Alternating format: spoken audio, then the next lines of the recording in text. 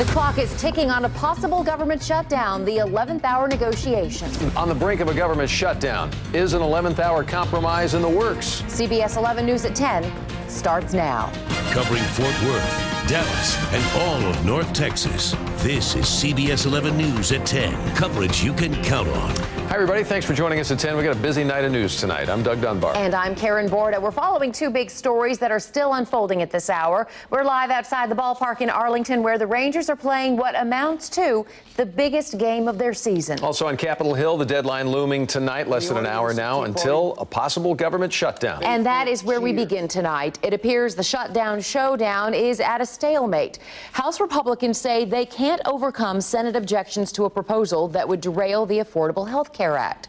The last government shutdown was 17 years ago. The next could happen tonight.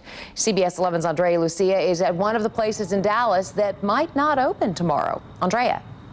Yeah, that's right. The George W. Bush Presidential Library would close tomorrow, just like other buildings, offices, and parks run by the federal government. Many government employees whose paychecks are funded by the bill Congress is now clashing over would be furloughed, with no good idea of when they would be back at work.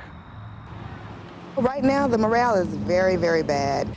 In downtown Dallas, Zakiah Davis represents hundreds of employees at the Environmental Protection Agency. The government sequester has already forced them to take furloughs and pay cuts this year. Now they could be out of work much longer. We've done food drives here for people so that they can have food to eat, because some people actually couldn't even afford groceries.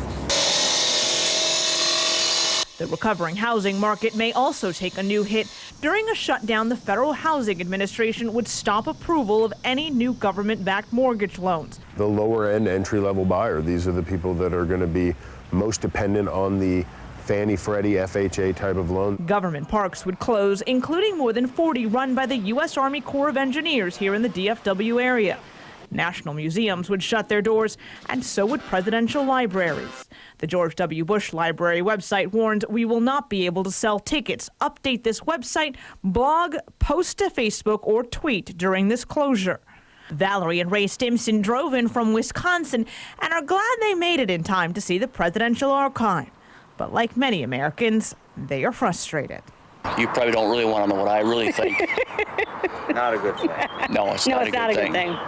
Well, if this partial government shutdown does take effect, furloughed employees at the EPA and at the National Archives here would get half a day of work tomorrow. They would have just 4 hours to tie up any loose ends. Reporting live in Dallas, Andrea Lucia, CBS 11 News. Thank you, Andrea. Some other pieces of important information you'll likely need to know if the government does shut down. Active military will still get paid. So will the president and all members of Congress. We will still get our mail, and those on Social Security will still receive their checks.